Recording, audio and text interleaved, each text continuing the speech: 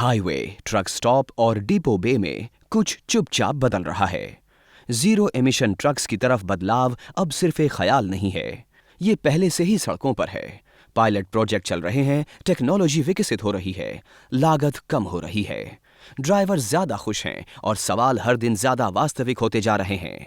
ये है get set, centre of excellence for zero emission trucking की एक पहल।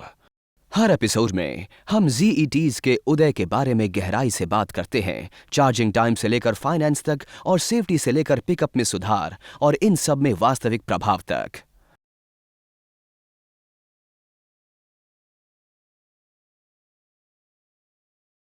भारत का ट्रकिंग क्षेत्र एक बड़े बदलाव के कगार पर है। जीरो एमिशन ट्रक्स ZETs अपनाने से 2050 तक कुल 838 अरब लीटर डीजल की खपत को खत्म किया जा सकता है। इससे तेल का खर्च, आयात बिल 2050 तक 116 लाख करोड़ रुपए तक कम किया जा सकता है। फिर भी इस बदलाव को व्यवहार्य और टिकाऊ बनाने के लिए हमें एक बुनियादी सवाल का समाधान करना होगा। क्या भारत इलेक्ट्रिक ट्रकों के देशव्यापी बेड़े के लिए चार्जिंग इंफ्रास्ट्रक्चर और मोबिलिटी क्षमताएं बना सकता है? अगर हम चाहते हैं कि इलेक्ट्रिक ट्रक लंबी दूरी तय करें, तो हमें शानदार वाहनों से कुछ ज़्यादा की ज़रूरत है। हमें मजबूत, भरोसेमंद मोबिलिटी सेवाओं और सुलभ चार्जिंग इंफ्रास्ट्रक्चर की ज़रूरत है। साथ ही गतिशील नए ऑपरेटर्स की भी ज़रूरत है जो आत्मविश्वास से ई मोबिलिटी को एक सेवा के रूप में अवसर का लाभ उठा रहे हैं। हम ई मोबिलिटी सर्विस को कहते हैं ई मास, और ये एक उभरता हुआ बिजनेस मॉडल है। इस एपिसोड में हम ई मास सर्विस प्रोवाइडर्स और चार्ज पॉइंट ऑपरेटर्स की विकसित हो रही भूमिका पर ध्यान केंद्रित करेंगे। वो कंपनियां जो वाहनों और चार्जर्स दोनों के नेटवर्क का निर्माण और संचालन करती हैं। वे पूरे देश में उच्च क्षमता वाले, भरोसेमंद और रणनीतिक रूप से स्थित चार्जिंग स्टेशनों पर काम कर रहे हैं। और ये कंपनियां ऑपरेटर के रूप में ई ट्रक चला रही हैं और उन्हें काफी परिचालन और वित्तीय सफलता मिली है। आइए ZET आंदोलन के पीछे अदृश्य पावर ग्रिड को डिकोड करें। क्या किया जा रहा है, कौन कर रहा है और अभी भी क्या पता लगाना बाकी है। आज हमारे साथ कार्तिकेय हरियानी मौजूद हैं। कार्तिकेय परिवहन क्षेत्र में 2 केमजिंग स्टार्टअप्स के संस्थापक हैं। एक है चार्ज जोन, जो पहले शुरू हुआ था और जिसने देश भर में चार्जिंग इंफ्रास्ट्रक्चर बनाने का बहुत काम किया है। और दूसरा है बिलियन इलेक्ट्रिक, जो एक स्टार्टअप है और जो ट्रकों के साथ साथ बसों, भारी वाहनों, वाणिज्यिक वाहनों के लिए ई मोबिलिटी को एक समाधान के रूप में पेश कर रहा है। वो AI संचालित फ्लीट मैनेजमेंट, उन्नत चार्जिंग इंफ्रास्ट्रक्चर और अत्याधुनिक ई ट्रक संचालन के साथ माल ढुलाई में क्रांति ला रहे हैं ताकि दक्षता, प्रदर्शन और स्थिरता को बढ़ाया जा सके। साथ ही साथ कार्तिकेय की कंपनी खुद ई ट्रक्स की एक ऑपरेटर है और कार्तिकेय की गहन भागीदारी ने उन्हें ट्रकिंग समुदाय के लिए वास्तविक आवश्यकताओं और चुनौतियों को सीखने में सक्षम बनाया है। यहाँ आने के लिए आपका बहुत बहुत शुक्रिया।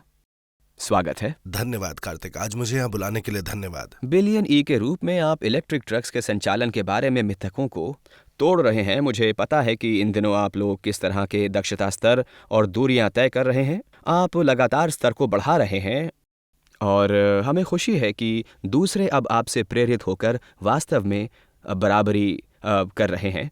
आपकी राय में भारत में इलेक्ट्रिक ट्रक्स की सफलता सुनिश्चित करने के लिए कुछ महत्वपूर्ण तत्व क्या हैं? आपके दिमाग में सबसे पहले क्या आता है? आपके हिसाब से महत्वपूर्ण एलिमेंट्स क्या हैं? ठीक है, धन्यवाद कार्तिक, ये बहुत ही उदार परिचय था। खैर, शुरू करने के लिए ZET की तरफ ये हमेशा दिमाग में आने वाले विचार या सुझाव, चुनौतियां, यहाँ तक के विचार जो हमें हर दिन आते हैं, ये एक पैमाना है। हम पहले ही उससे गुजर चुके हैं, जिसे मैं 0 से 1 कहता हूँ। और अब हर दिन हम सोचते हैं कि हमें एक देश के, एक उद्योग के रूप में क्या करने की जरूरत है। एक कंपनी के रूप में जब यात्रा अब 1 से 10 तक शुरू हो गई है, मतलब क्या ये सामान्य व्यवसाय बन सकता है?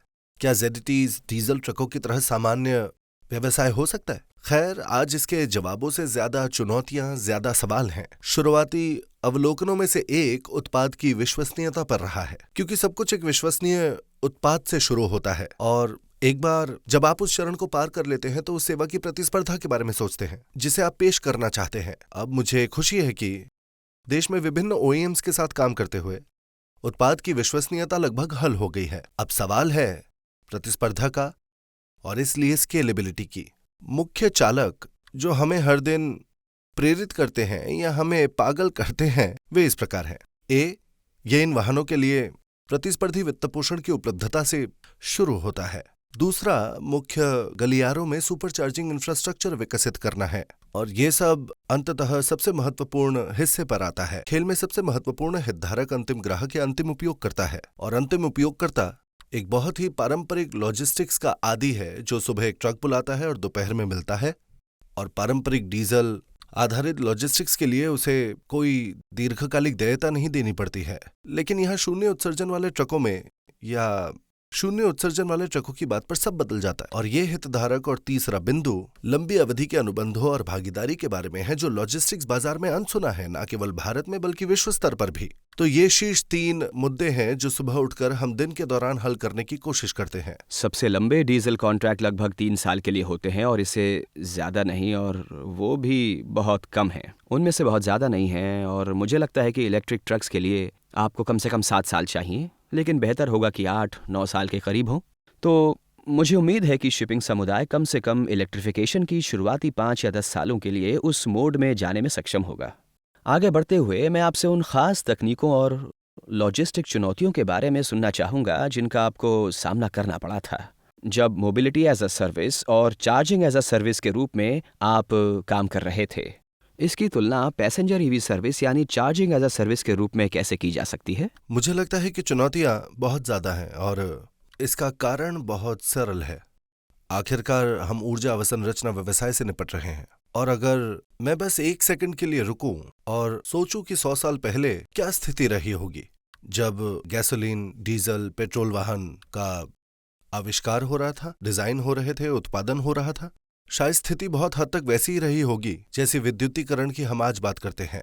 उन दिनों गैस स्टेशनों या पेट्रोल पंपों की कमी रही होगी, शायद वाहनों के चुनाव की कमी, शायद उन दिनों खराब या अर्ध गुणवत्ता, शायद 1910-1920 के दशक में विश्व युद्ध और महान मंदी और उन दिनों में अन्य सामाजिक आर्थिक उथल पुथल। खैर, जब हम मोबिलिटी स्पेस या कमर्शियल मोबिलिटी स्पेस में उन चुनौतियों के बारे में सोचते हैं, मान लीजिए 100 साल पहले, आज जब कमर्शियल मोबिलिटी के विद्युतीकरण की बात करते हैं तो वैसी ही या मिलती जुलती चुनौतियां मौजूद हैं। और इसलिए ये एक महान प्रेरक है कि हम इस तरह की चुनौतियों का सामना करने वाली पहली पीढ़ी नहीं है। तो मेरा अनुमान है कि उन दिनों घोड़ा गाड़ी चलाने वाले कह रहे होंगे कि मैं किसी भी सराय में जाऊं, मैं अपने घोड़े को पानी पिला सकता हूं और खिला सकता हूं, लेकिन मैं मोटर कार या मोटर ट्रक के साथ ऐसा नहीं कर सकता, है ना?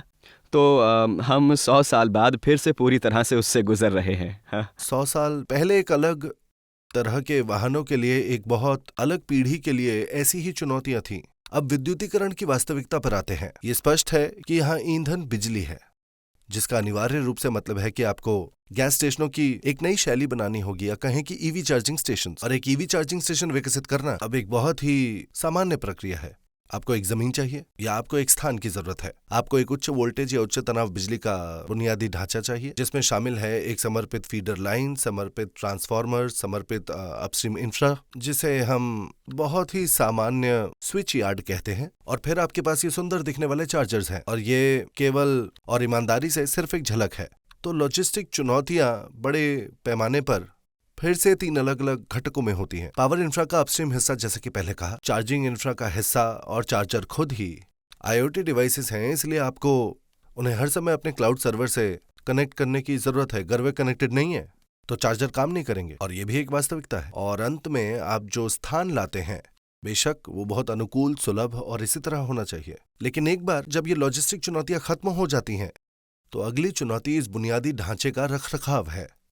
जो सबसे बड़ी चुनौती हम देखते हैं वो है पावर ग्रिड की विश्वसनीयता। जब आप एक पेट्रोल पंप पर जाते हैं, आपने कभी देखा है कि एक पेट्रोल पंप में पेट्रोल खत्म हो गया है? उत्तर है नहीं, बहुत ही कम। लेकिन यही ईवी चार्जिंग स्टेशन पर भी लागू होता है कि एक CPO या मान लीजिए टीम चार्ज जोन के रूप में अगर मैं कहूं, मैं अपने ग्राहक को ये नहीं कह सकता कि हमारे पास गैस खत्म हो गई है। दूसरे शब्दों में, पावर ग्रिड विश्वसनीय नहीं है। रखरखाव या ब्लैकआउट के किसी कारण से आपूर्ति बंद कर दी गई है, मैं ऐसा नहीं कह सकता। मतलब अगर मैं विश्वसनीय नहीं हूं, मैं भरोसेमंद नहीं हूं, तो ईवी अपनाने की प्रक्रिया बस रुक जाती है, या एक मालिक बस कहेगा कि ठीक है, शायद मैंने गलती की है। हाँ, और अक्सर ये व्यवहार या बातचीत है जो हमने पिछले 4 से 5 सालों में देखी है। तो ये विश्वसनीयता की समस्या का समाधान है। या ईवी उद्योग में बहुत प्रसिद्ध रूप से कहा जाता है कि रेंज चिंता का मुद्दा नहीं है, विश्वसनीयता चिंता का मुद्दा है, जो अब महत्वपूर्ण होती जा रही है। और इसलिए हमने विश्वसनीयता के हिस्से का मुकाबला करने के लिए बैटरी ऊर्जा भंडारण शुरू किया है। हमने पहले सोचा था कि बैटरी ऊर्जा भंडारण केवल एक बैकअप उपकरण है, लेकिन आज हमने महसूस किया कि हम खुद के लिए अपने छोटे या सूक्ष्म डिस्कॉम क्यों नहीं बन सकते। इसलिए इन बड़े चार्जिंग स्टेशनों पर सोलर रूफटॉप लगा रहे हैं। ये सोलर रूफटॉप एक माइक्रोग्रिड के रूप में काम करते हैं और वे बैटरी ऊर्जा भंडारण को एक तरह की ड्रिप चार्जिंग करते हैं और बैटरी ऊर्जा भंडारण प्रणाली का दैनिक आधार पर उपयोग किया जा सकता है। तो एक तरह से अपस्ट्रीम पर आप नवीकरणीय ऊर्जा को चार्जिंग के हिस्से में एकीकृत करना शुरू कर चुके हैं। जो हमारे आलोचकों द्वारा सबसे महत्वपूर्ण सवाल का जवाब है वो ये है कि अगर आप ईवी को 100% उत्सर्जन मुक्त के रूप में बात कर रहे हैं, लेकिन आपके ग्रिड में अभी भी कार्बन है, तो आप क्या करेंगे? खैर, तो हमारी यात्रा में न केवल हम चार्जिंग स्टेशन स्थापित करने की लॉजिस्टिक चुनौतियों को हल करते हैं, बल्कि विश्वसनीयता के हिस्से पर भी ध्यान केंद्रित करते हैं और अब अपस्ट्रीम पक्ष पर भी नवीकरणीय ऊर्जा का परिचय दे रहे हैं। जैसा कि कहते हैं कि जब जीवन नींबू दे तो नींबू पानी बनाना चाहिए, तो जहां हमारे पास ये चुनौतियां आ रही हैं, हमने एक अलग तरीके से इसे हल करने की कोशिश की है। जरूरी बात यह है कि ईवी ट्रकिंग उद्योग में अगर आप चार्जिंग के हिस्से का समाधान नहीं करते तो आप बड़े पैमाने पर ईवी या ईवी ट्रकिंग को अपना नहीं पाएंगे। अब हम बात करने वाले हैं चार्जिंग की लागत के बारे में, और मैं ग्राहक की लागत की बात कर रहा हूँ, वो व्यक्ति जो आपसे बिजली ले रहा है। तो अगर आप पीछे हटें और 2030 में भारत में इलेक्ट्रिक ट्रकिंग को देखें, आपको क्या लगता है कि ग्राहक प्रति किलोवाट आवर ऊर्जा का क्या भुगतान कर रहा होगा, या आपको क्या लगता है कि वो प्रति किलोमीटर की दूरी के लिए क्या लागत उठा रहा होगा? आपका क्या अनुमान है? क्योंकि ये सब चीज़ें विकसित होने वाली हैं, कुछ लागतें कम होने वाली हैं, लागतों पर आपका अनुमान क्या है? आइए 25 साल पहले पेट्रोल या डीजल की लागत का एक उदाहरण ले। और 25 साल पहले हम कॉलेज से पास हो चुके थे, हम उद्योग में काम कर रहे थे, 40-50 रुपए प्रति लीटर भुगतान कर रहे थे। पिछले 25 सालों में इसकी कीमत 2 गुनी हो गई है। ये विभिन्न कारणों से 2 गुना बढ़ गया है। अब बिजली के मामले में खूबसूरती यह है कि तेल और गैस के विपरीत यहां आप अपनी खुद की बिजली पैदा कर सकते हैं। आपके पास खुद की नवीकरणीय ऊर्जा का निवेश और उत्पादन करने, इसे खुद स्टोर करने और इसे खुद बांटने की क्षमता है। वाहन के ईंधन के रूप में बिजली की लागत में बहुत बदलाव नहीं हो सकता, और इसका कारण है कि आज बिजली की लागत जो औसतन और अखिल भारतीय औसत डिस्कॉम से मान लीजिए 8 या 9 रुपए प्रति यूनिट है, जिसमें मांग शुल्क और बाकी सब कुछ भी शामिल है। और भले ही मैं इसका आरी हिस्सा करूं, इसमें एक पूंजीगत व्यय शामिल होता है और उस अतिरिक्त निवेश के लिए ROI को भी ध्यान में रखना होता है जो आप करते हैं। तो इसलिए आज जब हम अपनी कमर्शियल मोबिलिटी को मान लीजिए 12 रुपए या उससे भी कम पर चार्ज करते हैं, जो कि डिस्कॉम लागत पर मुश्किल से 3 या 4 रुपए का आर्बिट्राज है, शायद 2030 में स्थानों और उपयोग कारक और सभी पर निर्भर करते हुए एक मामूली कमी या वृद्धि हो सकती है। ग्राहक TCO के आधार पर डीजल की लागत से ज्यादा भुगतान करने के लिए तैयार नहीं है, और हम खुद से भी पूछते हैं कि वो ज्यादा भुगतान क्यों करें इलेक्ट्रिक के लिए। जैसा कि हमने पहले ही खुले तौर पर अपनी प्रस्तुति घोषित की है, ये कहते हुए कि स्थिरता को प्रीमियम पर आने की जरूरत नहीं, ये यूनिट इकोनॉमिक्स के वर्तमान स्तर पर किया जा सकता है। और हमने असल में आज तक आधे मिलियन किलोमीटर से ज्यादा की दूरी तय की है। ये लगभग 1000 यात्राओं के पार है जो हमने 20 से ज्यादा इलेक्ट्रिक ट्रकों के सेट के साथ की है, जिसमें 14 टन, 19 टन और साथ ही 55 टन श्रेणी भी शामिल है। और हमने जितने भी किलोमीटर तय किए हैं, हमारे ग्राहक ने डीजल से 1 पैसा भी ज्यादा नहीं दिया है। तो मुझे खुशी है कि हम इस कोड को तोड़ पाए कि हाँ, हम आज डीजल की बराबरी करेंगे और आखिर में 1 वर्ष के आधार पर हम डीजल के प्रतिस्पर्धी हो जाएंगे। तो ये असली फोकस है कि किसी भी चीज को अलग थलग नहीं देखा जाएगा। अब हम आते हैं अगले सवाल पर, जो है शिपिंग कॉन्ट्रैक्ट्स। हम सुनते हैं कि उन्हें इस बदलाव के लिए अपनी ओर से योगदान करने में कठिनाइयों का सामना करना पड़ रहा है, चाहे वो प्रति किलोमीटर पर एक छोटा प्रीमियम हो या चाहे वो एक दीर्घकालिक अनुबंध हो या कुछ मामलों में उनके गेटों में ग्रीन चैनल को सक्षम करना हो। तो उनके पास काफ़ी मुद्दे हैं, वो इसे उस हद तक समर्थन नहीं कर पा रहे हैं जितना वो चाहते हैं। और आप इसे कहाँ जाते हुए देखते हैं? क्या आप शिपर्स में कॉरपोरेट सीढ़ी में एक एहसास और एक आंदोलन देख रहे हैं, जहाँ वो ये समझने की कोशिश कर रहे हैं कि अगर वो ग्रीन ट्रांसपोर्टेशन के पीछे जाना चाहते हैं तो उनकी विचार प्रक्रिया में बदलाव की ज़रूरत है।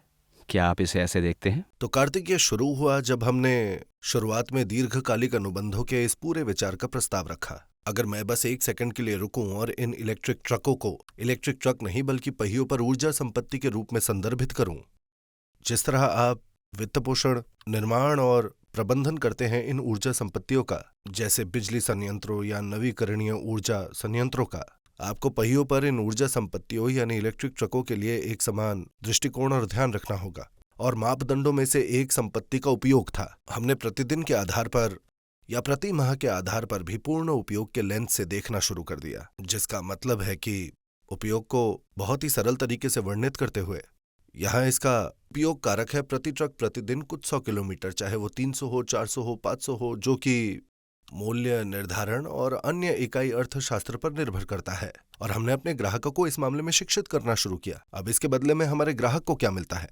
उस ग्राहक को परिवहन की एक स्तरीय लागत मिलती है, जबकि एक डीजल ट्रक ऑपरेटर से उसे हर महीने मोल भाव करना पड़ता है, क्योंकि वो कहते हैं कि डीजल पर मुद्रास्फीति है, साथ ही सीपीआई सूचकांक है आदि।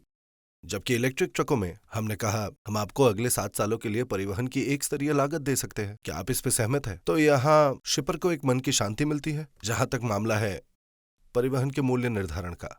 दूसरा हिस्सा है जिसे हम प्रसिद्ध डिटेंशन इशू कहते हैं, लॉजिस्टिक उद्योग। अक्सर हमने भारत में एक ट्रक द्वारा, अगर हम औसत की बात करें तो 200 से 300 किलोमीटर से ज्यादा की दूरी तय करते हुए नहीं देखा है। और ये व्यक्तिगत रूप से मेरा मानना है कि देश में लॉजिस्टिक्स ऑपरेटर्स के साथ घोर अन्याय है। तो ये प्रसिद्ध या कुख्यात डिटेंशन का मुद्दा, और इसलिए डीजल ट्रकों की अक्षमता, जो मान लीजिए 200 या 300 किलोमीटर प्रतिदिन से ज्यादा नहीं चल पाते, या यहाँ तक कि एक 55 टन का ट्रक भी प्रतिदिन 400 किलोमीटर से ज्यादा नहीं चल पाता, जिसके परिणाम स्वरूप देश में ट्रक परिवहन के कई खंडों के लिए प्रति किलोमीटर आधार पर लागत का एक विषम मैट्रिक्स या उच्च लागत हुई है। और पहली बार हमारे शिपर्स या हमारे ग्राहक जो शिपर्स हैं, उन्होंने महसूस किया कि संपत्ति संबंध का हिस्सा, जिसे हमारे जैसे ईवी ट्रकिंग खिलाड़ियों द्वारा बार बार अनुरोध किया गया है, एक ऐसा मुद्दा है जिसे ध्यान में रखा जाना चाहिए और हल किया जाना चाहिए, भविष्य के लिए नहीं बल्कि तुरंत। क्योंकि हमारे लिए, अगर हम अपने ग्राहक को एक प्रतिस्पर्धी मूल्य देते हैं तो बदले में हम केवल एक चीज मांग रहे हैं, और वो है संपत्ति का उपयोग, जो दूसरे शब्दों में कई तत्वों का एक संयोजन है, जैसे कि आप कितना किलोमीटर तय करते हैं, कितनी दक्षता लाते हैं, आप ट्रकों में कितना अप टाइम लाते हैं, और इसी तरह की कई बातें। लेकिन एक और एंगल है जिसे मैं यहाँ उजागर करना चाहूंगा। आज हमारे शिपर्स ने महसूस किया कि ड्राइवर, या हम उसे ई मोबिलिटी कप्तान कहते हैं, उसमें डीजल ट्रक से भी बेहतर टर्न अराउंड करने या टैट को पूरा करने की क्षमता है। तो उदाहरण के तौर पर एक ग्राहक ने 12 घंटे का लक्ष्य दिया है बैंगलोर से चेन्नई तक, जो सिर्फ 350 किलोमीटर है, मान लीजिए पॉइंट टू पॉइंट, और ईवी ट्रक के रूप में हम 10.5 घंटे के भीतर डिलीवरी करने में सक्षम हैं। जिन मापदंडों का धन्यवाद करना चाहिए वो है थकान, ड्राइवरों के लिए बहुत कम थकान का स्तर। और कार्तिक, आप बहुत अच्छे से जानते हैं कि ईवी ट्रकों में एक बेहतर एक्सेलरेशन होता है, उनमें बेहतर टॉर्क होता है, जो डीजल इंजन में मुझे पसंद आता था जब तक कि मैंने 6 साल पहले एक ईवी नहीं चलाई थी। लेकिन कई अन्य कारक हैं जो हमारे शिपर्स के लिए टर्न अराउंड टाइम को चलाते हैं, और ये भी एक प्रमुख कारण है कि शिपर्स ने ईवी ट्रकों में विश्वास करना शुरू कर दिया और पसंद करने लगे हैं कि अब केपीआईज कोई मुद्दा ही नहीं है, ये केवल प्रतिस्पर्धा है जिसे हमें हल करना है। एक ओवरऑल स्तर पर अगर आप 2045 तक पूरे भारतीय ट्रकिंग व्यवसाय का इलेक्ट्रिफिकेशन करने में सफल होना चाहते हैं, हम कुछ खाली जगहों को देख रहे हैं जो तत्काल चिंता का विषय नहीं है। उनमें से कुछ तत्काल चिंताएं हैं और कुछ लॉन्ग टर्म। लेकिन 10 से 15 साल की अवधि के आपके आकलन में 2047 तक नहीं, लेकिन कम से कम अगले 10-15 सालों में मुख्य खाली जगहें क्या होंगी जिन्हें आप संबोधित करना चाहेंगे? जरा इसके बारे में बताइए। अब मान लीजिए 2035 तक, तो आज से 10 साल बाद, ये वो बातें या खाली जगहें हैं, जैसा आपने सही कहा, जिन्हें हल करना है। हमें चाहिए ग्रिड साइड पर एक वास्तविक उत्कृष्ट विश्वसनीयता। ये हमारे लिए एक बहुत आवश्यक कारक है, और खासकर जब आप इन ट्रकों को हाईवे पर चला रहे हों। जो चार्जिंग स्टेशंस, जो फीडर्स हैं, वो ग्रामीण फीडर्स हैं, ठीक है, और उनके पास आमतौर पर यहाँ तक कि 12 घंटों का शटडाउन होता है, ये प्लांट शटडाउन होते हैं, मैं कह देता हूँ। अब भारत 100% विद्युतीकृत है, ये बात सच है, लेकिन यह भी महत्वपूर्ण है कि कम से कम मुख्य माल ढुलाई गलियारों से शुरू करें तो देश भर में ऐसे 12 से 15 गलियारों के लिए विश्वसनीयता को हल करने की जरूरत है। जो दूसरा हिस्सा है वो है वित्त पोषण। अब हमने हाल ही में कुछ बैंकों को शामिल किया है और उन्होंने कहा ठीक है, आप जानते हैं कार्तिक, हम ईवी को डीजल के रूप में नहीं देख सकते। डीजल में हमारे पास पिछले 50 सालों का ऐतिहासिक डेटा है, एक रीसेल वैल्यू है जो बहुत अच्छी तरह स्थापित है। अगर एक ट्रक मालिक का काम कर्जे में है तो वो हमेशा अपने ट्रक को बड़ी आसानी से किसी और को बेच सकता है। ईवी का हमें पता नहीं, बहुत सारी अज्ञात बातें हैं, जैसे ट्रक का या बैटरी का विशिष्ट मूल्य क्या होगा। तो हमारे पास इसका एक सरल जवाब था। हमने कहा जब आप इसे पहियों पर ऊर्जा संपत्ति के रूप में देखते हैं, आप 5 साल की योजना नहीं बनाते, आप 15 साल की योजना बनाते हैं। सिर्फ एक बैटरी रिप्लेसमेंट की लागत आती है। इसका कारण हो सकता है कि इसने बैटरी क्षमता खो दी है, ये काफी खराब हो गई है 1 मिलियन मील या 1 मिलियन चार्जिंग डिस्चार्जिंग साइकिल्स के बाद। तो और अगर आप पूरे वित्त पोषण के हिस्से को लंबी अवधि के आधार पर देखें तो इसे हल करना ज्यादा आसान हो जाएगा, इसके बजाय कि आप इसे 4 साल के लिए करें और बाद में कहे ROI नहीं मिल रहा। इसके अलावा भी कई सारे मुद्दे हैं, जैसे कि रीसेल वैल्यू को स्थापित करना एक और मुद्दा है जिसका बैंकरों को सामना करना पड़ता है। लेकिन 10 सालों में मैं साफ तौर पर देख सकता हूं कि वित्त पोषण का मुद्दा निश्चित तौर पर हल हो जाएगा, जबकि पावर ग्रिड के लिए किसी को वास्तव में इसे विश्वसनीय बनाने के लिए बहुत मेहनत करनी पड़ेगी। लेकिन वित्त पोषण के मामले में सब कुछ रणनीति के बारे में है जो उधारदाताओं और बैंकरों को अपनाना होगा, जिससे कि ईवी वित्त पोषण को आसान बनाया जा सके। तो 10 सालों में ये 2 बड़ी खाली जगहें हैं जिन्हें हल किया जाना है। OEM की तरफ मैं इस हिस्से को उजागर करना चाहता हूं। नवाचार को रुकने की जरूरत नहीं।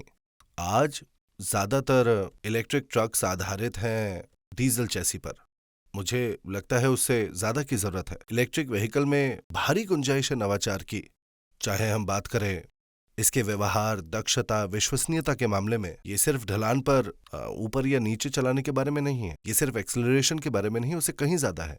तो नवाचार को नहीं रोकना चाहिए, भले ही ये 2035 हो या आज से 2040 हो। लेकिन हम यहाँ पर मोबिलिटी, ईवी मोबिलिटी या ई मोबिलिटी को एक गेम चेंजर के रूप में देखते हैं कि कैसे ड्राइवरों को विभिन्न वाणिज्यिक गलियारों के लिए इलेक्ट्रिक ट्रक अपनाने पर एक अनूठा और थकान रहित अनुभव कैसे प्रदान करें। तो ये मुझे उन धारणाओं और बिंदुओं पर लाता है जो ड्राइवर्स और ऑपरेटर्स और छोटे ऑपरेटर्स द्वारा व्यक्त किए गए थे जब हम उनसे देश भर में मिले थे। उनमें से ज़्यादातर बहुत स्पष्ट हैं कि आराम, थकान, उत्पादक घंटे ये एक इलेक्ट्रिक ट्रक में अच्छे होने वाले हैं, क्योंकि कम शोर, कोई गर्मी नहीं, कम कंपन और क्लच और गियरबॉक्स की कमी की वजह से। तो इस मामले में वो सब बहुत स्पष्ट हैं और पॉजिटिव हैं। जो सवाल बार बार सामने आया है उनमें से पहला है, क्या इलेक्ट्रिक ट्रक्स सुरक्षित हैं? दूसरा, क्या इलेक्ट्रिक ट्रक्स डीजल ट्रक्स जितने तेज होंगे? अब हम सब जानते हैं, जिन लोगों ने इन ट्रक्स का इस्तेमाल किया है या जिन्होंने इन ट्रक्स के साथ काम किया है, भारत में इलेक्ट्रिक ट्रक्स शायद डीजल ट्रक्स के पिकअप से 2 गुने हैं, लेकिन वो लोग इसे नहीं जानते। तो ये एक जेन्युइन सवाल है। तो ये 2 बिंदु, एक सुरक्षा के बारे में और एक इलेक्ट्रिक ट्रक की वास्तव में ज़्यादा तेज़ी से बढ़ने और पहाड़ियों को बेहतर ढंग से संभालने की क्षमता के बारे में, इन 2 बिंदुओं पर आपकी क्या राय है? तो हाँ, अवलोकन बिल्कुल सही है, इसमें कोई शक नहीं। और ये मुझे कुछ साल पहले वापस ले जाता है जब हमने एक डीजल ट्रक को इलेक्ट्रिक में रेट्रोफिट किया था। ये पुणे की एक कंपनी द्वारा किया गया एक विशेष कार्यक्रम था और हमने उस ट्रक को पुणे से बड़ौदा तक चलाया। और जब मैंने उसे एक ड्राइवर को दिया तो उसने तुरंत प्रतिक्रिया दी कि वो इसे नहीं चला पाएगा। और इसका कारण था कि उस रेट्रोफिट ट्रक में केबिन की बहुत खराब और जर्जर स्थिति थी, क्योंकि जब एक ट्रक भारत में 6-7 साल चलता है हम उसका उपयोग नहीं, उसका दुरुपयोग करते हैं। और ये वो वक्त था जब मुझे थोड़ा रुकना पड़ा, उस पूरे कार्यक्रम को रोक दिया। हमने उस कार्यक्रम में कुछ करोड़ का निवेश किया था, लेकिन उसे तुरंत रोकना पड़ा। मैंने कहा ये एक मामला है जिसमें हमें पूरी तरह नए बने ट्रकों के साथ जाना होगा। पिछले आधे मिलियन किलोमीटर के अनुभव में हमने महसूस किया कि हमारे ड्राइवर्स इससे ज्यादा खुश नहीं हो सकते थे। पहले मैं और मेरे सहयोगी संजीव ने सोचा कि इस ईवी ट्रक में केबिन का शोर कम है और इसमें कंपन भी कम है और इसलिए ड्राइवर पर शारीरिक थकान बहुत कम होती है, जब तक एक ड्राइवर ने हमें ये नहीं बताया कि इसमें गर्मी भी कम होती है, एक डीजल ट्रक के विपरीत। और सभी केबिनों को एयर कंडीशनड केबिन के रूप में रखने का हमारा निर्णय भी ज़्यादा पसंद में परिणत हुआ था। मतलब कि ड्राइवर्स ईवी को बहुत पसंद कर रहे थे और उसने कहा, मैं वास्तव में बैंगलोर से चेन्नई की वापसी यात्रा कर सकता हूँ, मैं सिर्फ एक लेन की यात्रा करके खुश नहीं हूँ, चलो घर चले।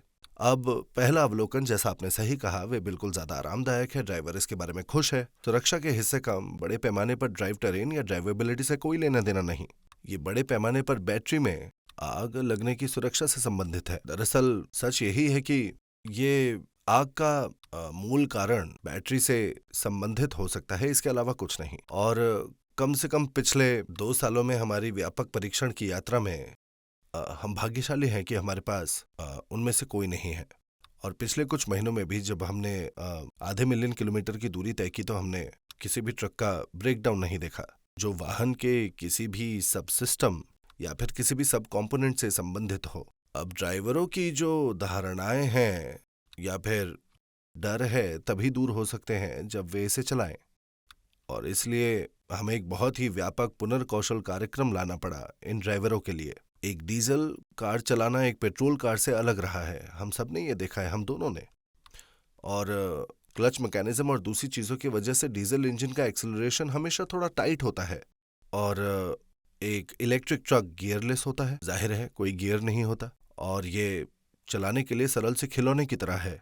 और इसलिए ड्राइवरों को वास्तव में पेडल पर दबाव डालते समय नरम होने की जरूरत है, या कुछ मामलों में वो एक कंफर्ट जोन में आ सकते हैं क्योंकि ड्राइविंग एक तरह से इतनी सहज होती है। तो ये कहने के बाद मैं इस तरह से कहूंगा कि सुरक्षा पैरामीटर एक ओईएम का एक नवाचार है, और ये हमारे यूज केसेस से उन्हें फीडबैक के तौर पर मिलता है, और दूसरे जो भी अन्य सुधार आवश्यक है। और दूसरी बात, मैं ये नहीं कह रहा हूं कि एक बस में सुरक्षा का मुद्दा ट्रक से कम या ज्यादा है, ऐसा नहीं है। लेकिन ट्रक में सिर्फ 2 लोग होते हैं एक केबिन में और बाकी पूरा सामान होता है, तो एक मानव सुरक्षा का एंगल, या सुरक्षा सूचकांक एक ट्रक के मामले में बहुत ज्यादा है। बस ये मानकर कि अगर बैटरी में आग लगने का कोई मुद्दा है तो ये चेसी के नीचे है और ये ट्रक के केबिन के बहुत पीछे है। तो हम बेशक ऐसा कभी कुछ नहीं चाहते हैं जरूर, लेकिन हमने मशीन के डिजाइन और लेआउट से देखा है कि मानव सुरक्षा इलेक्ट्रिक बस की तुलना में बहुत ही ज्यादा है। और सच तो यह है कि क्योंकि ये ईवी है, आग की घटनाओं पर चर्चा बहुत ज्यादा बढ़ जाती है, लेकिन आंकड़े भी यही इंगित करते हैं कि ईवी की तुलना में ज्यादा पारंपरिक डीजल या सीएनजी बसें या ट्रक्स अक्सर ज्यादा आग पकड़ते हैं। हाँ, बेशक ईवी की आबादी अभी बहुत कम है, लेकिन जैसा कि मैंने कहा, यह सब विकसित होगा जैसे जैसे हम आगे बढ़ेंगे। इसका कारण है कि हमारे आत्मविश्वास का स्तर बहुत ज्यादा है, क्योंकि हम मौजूदा खिलाड़ियों के साथ काम कर रहे हैं। हम इस उद्योग में किसी भी नए खिलाड़ी के साथ काम नहीं कर रहे। वे पिछले 50-60 सालों से स्थापित ओईएम हैं जिन्होंने ट्रक दिए हैं, और पिछले 50 सालों में उन्होंने कुछ मिलियन से ज्यादा ट्रक दिए हैं, और वो इंजीनियरिंग क्षमता है जिस पर हम भरोसा करते हैं। दूसरी चिंता जिसके बारे में वो बात कर रहे हैं वो है कि क्या मुझे सब जगह चार्जिंग स्टेशन मिलेगा। आज तक क्या कोई अच्छा तरीका है जहां एक ड्राइवर अपने फ़ोन का उपयोग करके एक चार्जिंग स्टेशन का पता लगा सकता है, और क्या वहां जाने पर कनेक्टर आदि मानकीकरण के मामले में वो चार्जिंग कर पाएगा। द कंपैटिबिलिटी स्टैंडर्डाइजेशन, हम उन्हें आज की स्थिति में और अगले 5 सालों में चार्जिंग स्टेशन खोजने के दृष्टिकोण से क्या बता सकते हैं, जरा इसके बारे में बताइए। अब ऐसा नहीं है कि ड्राइवर को चार्जिंग स्टेशन ढूंढना पड़ता है, ये एक प्री प्लान ट्रिप है। उसके प्रस्थान के समय से और पिट स्टॉप के लिए कैलेंडर या शेड्यूल दिया जाता है, ठीक किस चार्जिंग स्टेशन पर उसे ब्रेक लेना है, जो कि प्रेरित होती है ए, बैटरी के चार्ज की स्थिति, और इसलिए आपको बैटरी रिचार्ज करना होगा। बी, ह्यूमन कारक भी, क्योंकि 4 या 5 घंटे ड्राइविंग के बाद आपको ब्रेक की जरूरत होगी। तो उसके डीजल पंप या पेट्रोल पंप की तरह इलेक्ट्रिक स्टेशन या इलेक्ट्रिक चार्जिंग स्टेशन खोजने की कोशिश करने के बजाय, बल्कि यह अपने आप में ज्यादा व्यवस्थित होगा। और एक सवाल जो हम खुद से पूछते हैं कि क्यों नहीं, अराजक मानसिकता के बजाय हम व्यवस्थित तरीका क्यों नहीं अपना सकते। और इस पिट स्टॉप में ड्राइवर के लिए सब कुछ प्रीपेड होता है, जिसमें उसका मसाला डोसा भी शामिल है। उदाहरण के लिए प्रौद्योगिकी हस्तक्षेप का शुक्रिया जो हम ला सकते हैं। इसके अलावा ईवी ट्रकों के लिए हम इन अक्षमताओं को सिस्टम से हटा सकते हैं, बल्कि कहें या ड्राइवर को एक उचित ब्रेक लेने की अनुमति दें जो पूर्व सूचित है, या उसके पास एक समस्या है, उदाहरण के लिए उसकी गाड़ी का तापमान कम हो गया है या ज्यादा हो गया है और कहता है मुझे तुरंत ब्रेक लेना चाहिए। ये सब संभव है जब हम प्रौद्योगिकी को लेकर आते हैं, क्योंकि ZDT में प्रौद्योगिकी मुझे लगता है कि यह चर्चा का सबसे कम आंका गया विषय है। हमारा क्लाउड कनेक्टेड वाहन प्लेटफॉर्म रणनीति सभी अक्षमताओं को लाने या हल करने के बारे में है। ADAS उनमें से एक उदाहरण है। इसी तरह जो इन केबिन वीडियो कैमरा है, टेम्परेचर सेंसर्स, लोड सेंसर्स जो हम लाते हैं, सुरक्षा तंत्र, सामग्री की सुरक्षा और बहुत कुछ। तो ये सब प्रौद्योगिकी अपनाने या एक ईवी ट्रक में हस्तक्षेप करना एक बहुत उच्च महत्व का है, और इसमें शामिल है एक ईवी चार्जिंग नेटवर्क की खोज जब अनिर्धारित स्टॉप होते हैं या कोई संकट आता है, जैसे बैटरी का SOC अचानक नीचे चला गया और आपको पिट स्टॉप करना है। तो ईमानदारी से ईवी चार्जिंग इंफ्रास्ट्रक्चर अब इलेक्ट्रिक ट्रकों के लिए खोज के बारे में नहीं होगा, ये सब कुछ प्री प्लान्ड होगा और मार्गों के विद्युतीकरण और दैनिक आधार पर पूर्व योजना के बारे में है। ये कोई मासिक या तिमाही योजना के बारे में नहीं है। जो चिंताएं आ रही हैं वो मुख्य रूप से उन ट्रक ड्राइवर से हैं जो एक निश्चित रास्ता नहीं लेते हैं, लेकिन वो बहुत सारी स्वतंत्रता लेते हैं कि वो आगे किस शहर में जा रहे हैं वगैरह वगैरह। लेकिन उस बाजार का इलेक्ट्रिफिकेशन होने में अभी बहुत समय है, वो अभी तो होने वाला नहीं है। अभी सारा विद्युतीकरण निश्चित रास्तों और निश्चित कॉन्ट्रैक्ट्स के लिए है। अब हमने सुना है कि बेशक Bharat under power diesel trucks के लिए कुख्यात है। जब मैं ट्रक कंपनी में था, मैं ग्राहकों को ज़्यादा हॉर्स पावर वाले वाहन लेने के लिए मनाने की कोशिश करता था, लेकिन ग्राहक खुद इसके लिए उत्सुक नहीं थे। तो हमारे पास हाईवे ड्यूटी साइकिल है जहां ज़्यादातर समय आप सिर्फ एक्सेलरेट करते हैं और कुछ नहीं। मुझे नहीं लगता भारत में ये बदलने वाला है, ये तो पब्लिक का बिहेवियर है। लेकिन जो हम देख रहे हैं और जो मैंने अभी आपसे सुना है, एक डीजल ट्रक को शायद घाट सेक्शन सहित 12 घंटे लगते हैं। इलेक्ट्रिक ट्रक चार्जिंग समय सहित 10.5 घंटे में काम कर पा रहे हैं। और मैंने ये भी सुना है कि एक और मार्ग चेन्नई से बेंगलोर, जहां एक घाट सेक्शन भी है, और मुझे लगता है कि 8 घंटे चार्जिंग समय सहित 7.5 घंटे या कुछ और लगे होंगे। और बिलियन ई के बारे में हमने जो सुना है कि आप लोग डीजल ट्रक्स की तुलना में औसत हाईवे की गति पर लगभग 20% ज़्यादा परफॉर्म कर रहे हैं। क्या आप टर्न अराउंड समय और पॉइंट टू पॉइंट तक की गति पर ये आत्मविश्वास साझा कर सकते हैं? क्या आप कॉन्फिडेंट हैं कि ये हमेशा लगातार ऐसा ही रहेगा? इलेक्ट्रिक ट्रक्स यात्रा के लिए लगने वाले समय के मामले में डीजल ट्रक से कहीं बेहतर होंगे? इस पर रोशनी डालिए। एक बात हमारे लिए स्पष्ट है, एक व्यवसाय के रूप में, क्योंकि आखिरकार हम एक कंपनी है जो प्रॉफिट कमाना चाहती है, और जो भी निवेश हम करते हैं वो इस बात को ध्यान में रखकर किया जाता है कि हाँ, इससे हमें लगातार लाभ मिलना चाहिए। यही इकाई अर्थव्यवस्था से बैलेंस शीट के स्तर पर होना चाहिए। ये निश्चित रूप से कंपनी के भीतर कई विभागों में योजना के सभी जरूरी स्तर पर ध्यान देने की मांग करता है, लेकिन विभागों में से एक है ग्राहक संतुष्टि। उनका जो हमसे भी ज्यादा हम पर विश्वास है, उसकी वजह से हमारे समाधानों में वो ग्राहक है जो निर्णय लेता है। और हमें सिर्फ 1 साल से भी कम वक्त हुआ है जहां तक हमारे कमर्शियल रोल आउट की बात है। हम उद्योग के सबसे कठिन खंड को हल कर रहे हैं, जो है इंटरसिटी मोबिलिटी। हम अभी तक इंट्रा प्लांट पे नहीं हैं। हम सीमेंट संयंत्रों या इस्पात संयंत्रों के लिए ट्रक नहीं भेजते, क्योंकि ये एक बहुत बड़ा नियंत्रित वातावरण है। इंटरसिटी विभिन्न बाहरी ताकतों, बाजार की ताकतों के अधीन है, और एक गलियारे के लिए हल करने के बाद हमें अभी भी एक लंबा रास्ता तय करना है। लेकिन ये कहने के बाद, जैसा कि आपसे सुना कि क्या आत्मविश्वास का स्तर ज्यादा है, मैं कहूंगा हाँ। हमारे ग्राहक हम पर या अन्य ईवी ट्रकिंग पर ज्यादा आश्वस्त हैं।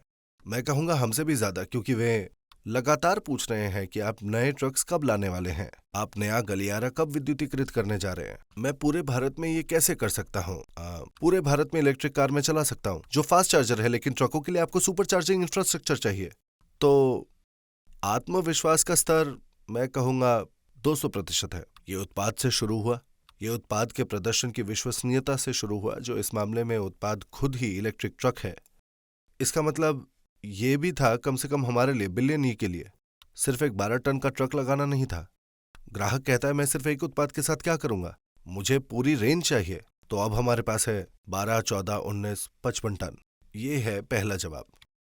दूसरा था कि क्या हम पूरे भारत में फैल सकते हैं, क्योंकि मैं सिर्फ एक गलियारे में सीमित नहीं रहना चाहता। जवाब है हाँ, हम बढ़ते हुए पूरे भारत में फैल सकते हैं। तीसरा सवाल था टैट पर, और अब ये बहुत हद तक सिद्ध हो चुका है। टैट होगा प्रतिस्पर्धी, लेकिन चार्जिंग पिट स्टॉप होने के बावजूद डीजल से ज्यादा नहीं होगा। और अंत में है मूल्य निर्धारण कारक, क्योंकि आखिरकार हम हमेशा ये जानते हैं कि मेरा मतलब है एक शिपर या अंतिम उपयोगकर्ता के लिए एक ईवी अपनाने के लिए निश्चित रूप से वो उससे ज्यादा कीमत देने को तैयार नहीं है जो वे लगातार वर्तमान में अवशोषित कर रहे हैं। सुपर्ब। तो शो खत्म करने से पहले क्या आपके पास कोई मैसेज है ट्रकिंग समुदाय के लिए, जिसने लगभग 5 लाख किलोमीटर और ट्रकों के इलेक्ट्रिफिकेशन की बारीकियों को देखा है और समझा है?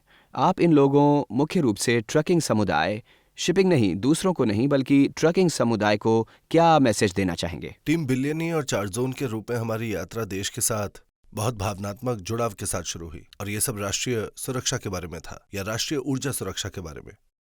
और ये भावनात्मक जुड़ाव बाद में उत्पाद इंजीनियरिंग के रूप में आया, बाद में प्रौद्योगिकी विकास के रूप में आया।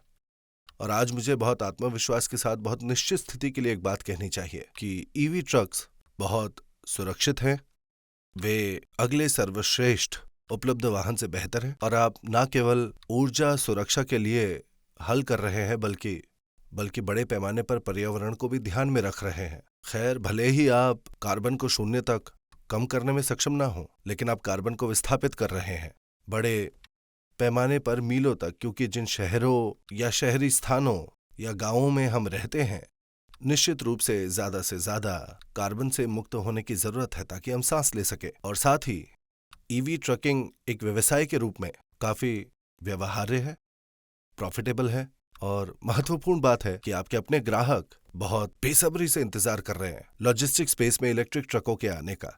मुझे लगता है कि इसे और बेहतर तरीके से नहीं कहा जा सकता। मुझे लगता है कि हम सभी की देश में योगदान देने की एक भूमिका है। हम जानते हैं कि सीमा पर योद्धाओं की एक भूमिका है, हम जानते हैं कि हमारे किसानों की एक भूमिका है। अब मुझे लगता है कि हमारे ट्रकर्स की ऊर्जा सुरक्षा बनाने, गैसोलीन के आयात को रोकने में मदद करने के मामले में देश के लिए एक भूमिका है।